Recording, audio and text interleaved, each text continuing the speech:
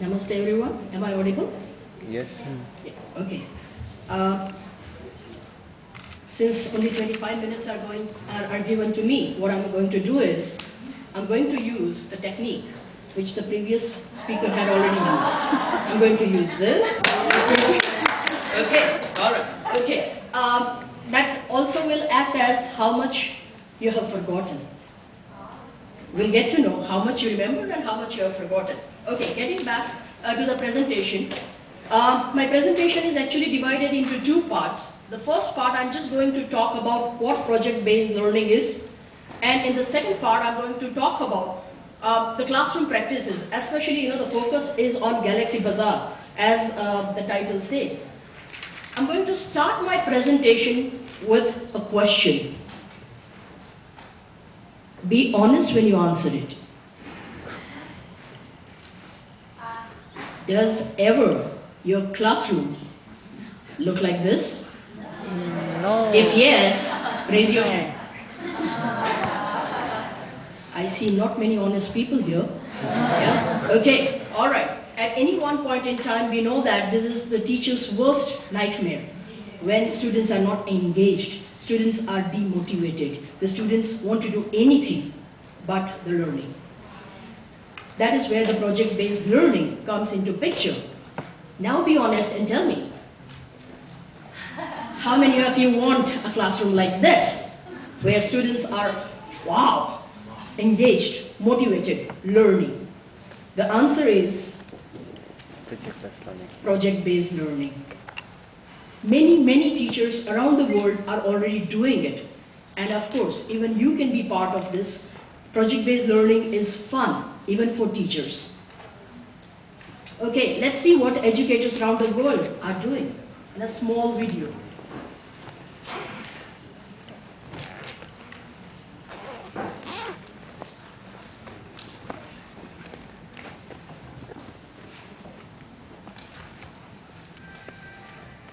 This is a video from Edutopia, if you're aware of it. It's a rich portal with lots of resources.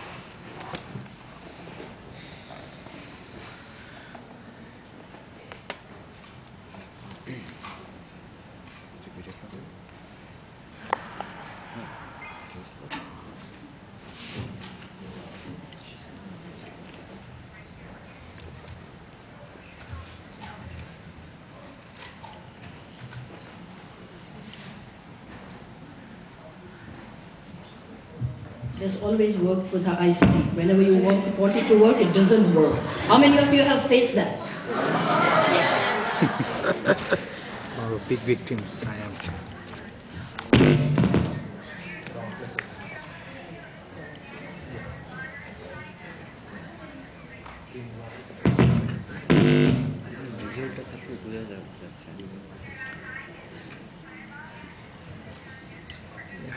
এই জিনিসগুলো খুব embarrassing training আমাদের প্রায় এই ধরনের কথা হয় Okay, we'll skip this video.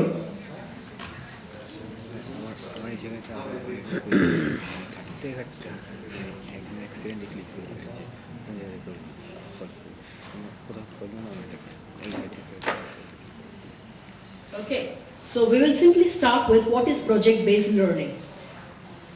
Project-based learning is something that helps you flip the classroom. Now, what do I mean by flipping the classroom? Everything changes. Whatever that we have been doing it conventionally, every single thing changes. From teacher-centric to the student-centric approach. And believe me guys, as teachers, it's very scary to lose the control. I think all of us are very much accustomed to stand and talk just the way I'm doing it right now. Believe me, what I deliver is within my control. But when you are applying project-based learning, you are trying out new things. You are just being the director of the show with so many actors, so many people who are having the lights. You know, it's a film in making with you as the director. As you can see that, you know, it's an integrated curriculum method. Nowadays, you know that no matter which subject am I teaching, it's not just one subject that I'm teaching. I have to connect that subject with the other subjects as well. The integrated approach is very, very important. I may be an English teacher, but I have to connect it with so many other subjects to make it the whole package. That is possible with project-based learning. Real life, real problems, and of course the real solutions. I think one of the reasons why students get bored is whatever that we are talking about does not have any relevance. Do you agree to that? It does not have any relevance, whatever that is given in the textbooks. We are just passing it on to the students, and that is why they are really bored. Project-based learning deals with the real-life problems, and you are asking the students to come up with the real-life solutions which can be put into practice, something that can help the community, something that can help themselves.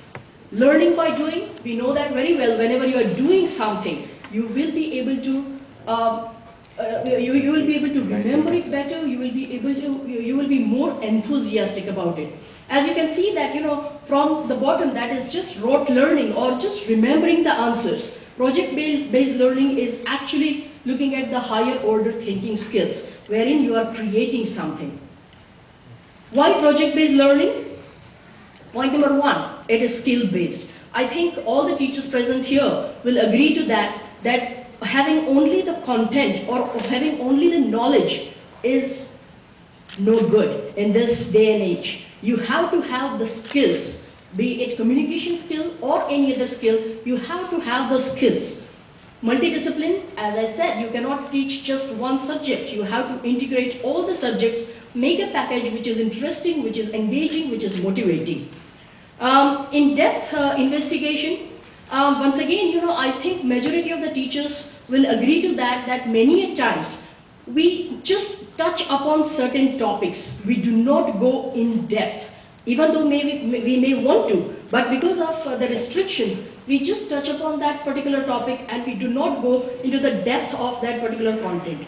And indirect approach, very, very important. When you ask students to do something, believe me, they will not be ready to do it. But you give them a package, just like, you know, one pill with sugar coat on top of it, they will not even know that they have already learned it.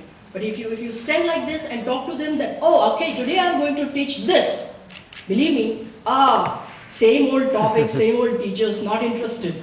So it is an indirect approach wherein students will learn so many things without even realizing that they are learning. They will think they are having fun. They are. But at the same time, the objective of learning is also being fulfilled.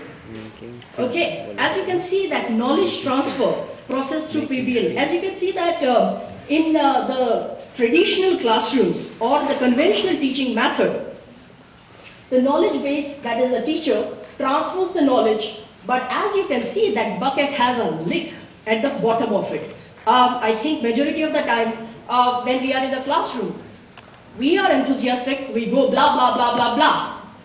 And at the end of that lecture, we ask questions, there are question marks. Because very little has actually entered the head of that particular class. So as you can see that long-term retention is very minimal, hardly 5 to 10%. And when I talk about some product, some outcome. It can be technology-based or it can be only skill-based. As I said, depending on the requirement of the subject, you can go for this type of projects. Problem solving vis-a-vis researching. Some projects might be where you want students to just research, give them one topic and get into the depth of that topic. Or it can be critical thinking based or application based, where you give them a problem and let them come up with the solution as per their research, as per their thinking. For whom is it appropriate? Believe me, it's good news. I think,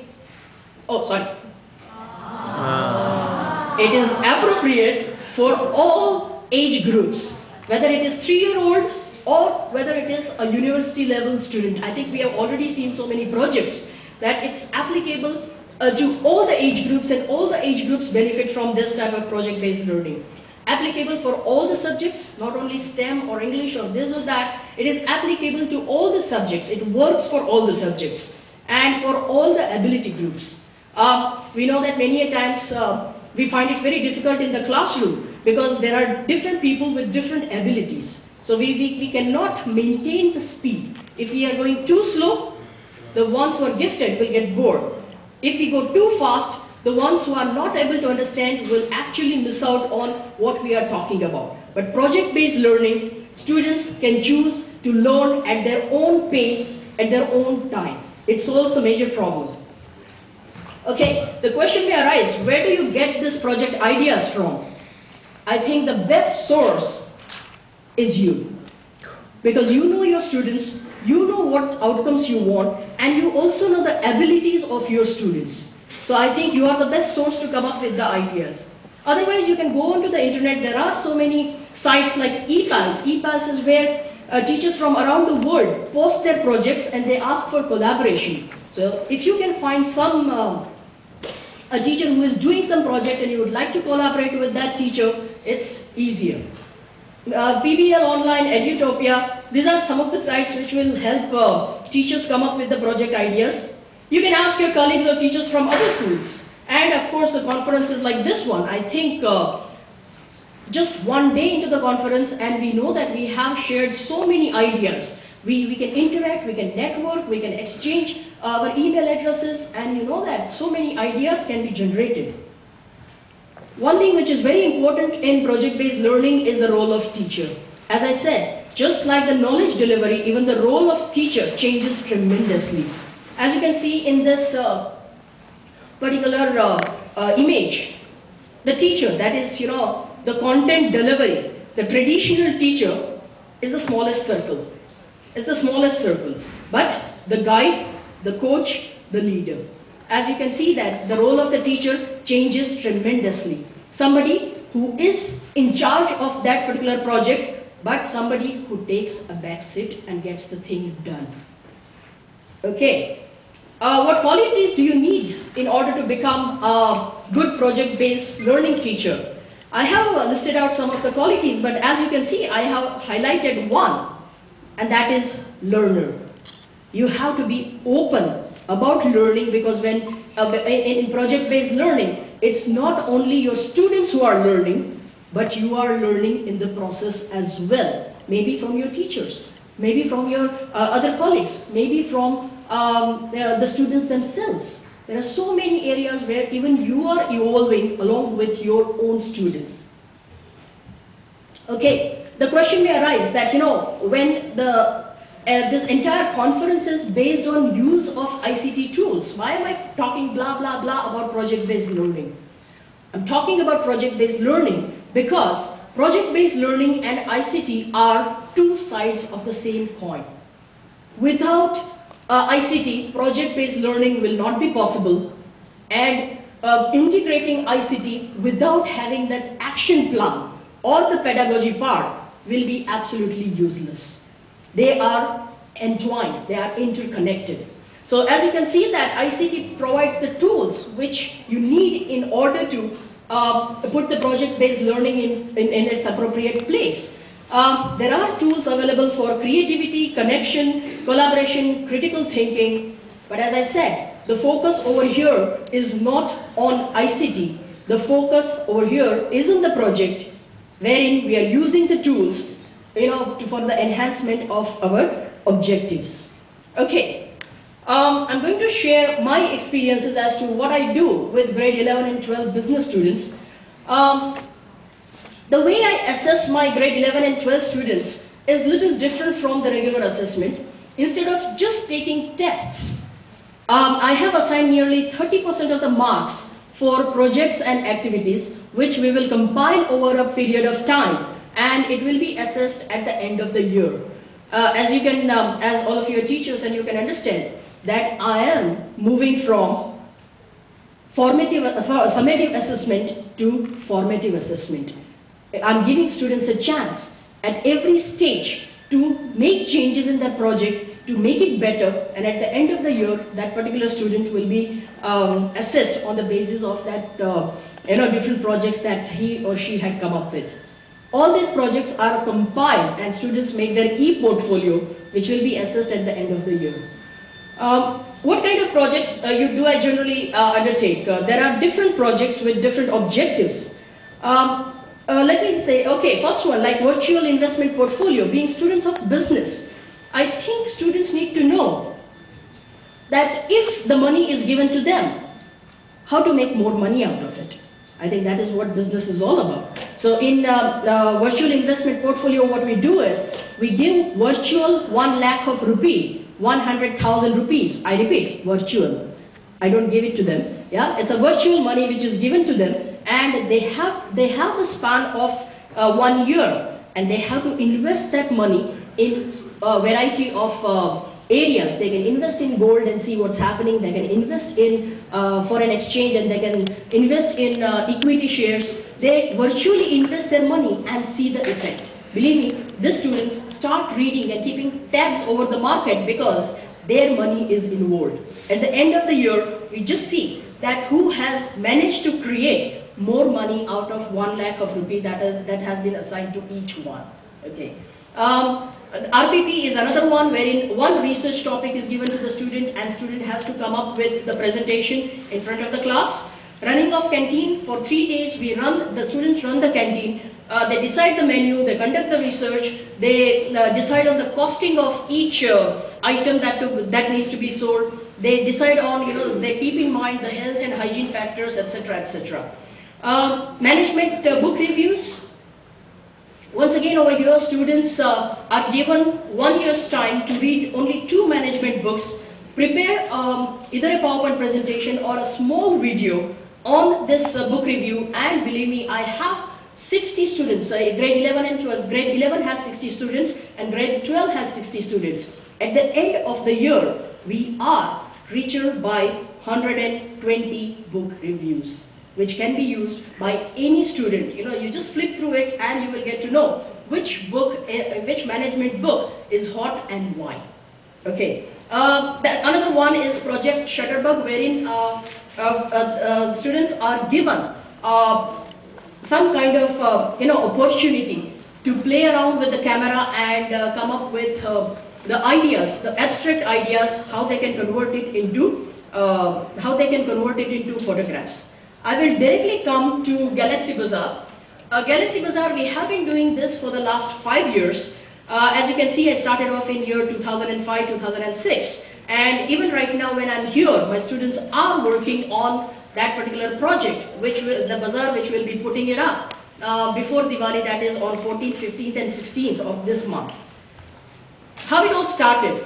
I was given a class, that is 10F, wherein, as you can see, this is how the class looked. Especially, have a look at the teacher in the center. Yeah, the teachers didn't know what to do. Energetic bunch of students, but absolutely reckless, absolutely without any direction. And fortunately enough, I was given the class teachership of this particular class, and of course, I was also their business teacher. So the objective behind this project was, of course, to motivate them academically, to develop their interpersonal skills, and of course the life skills which are needed by the students of business. Okay.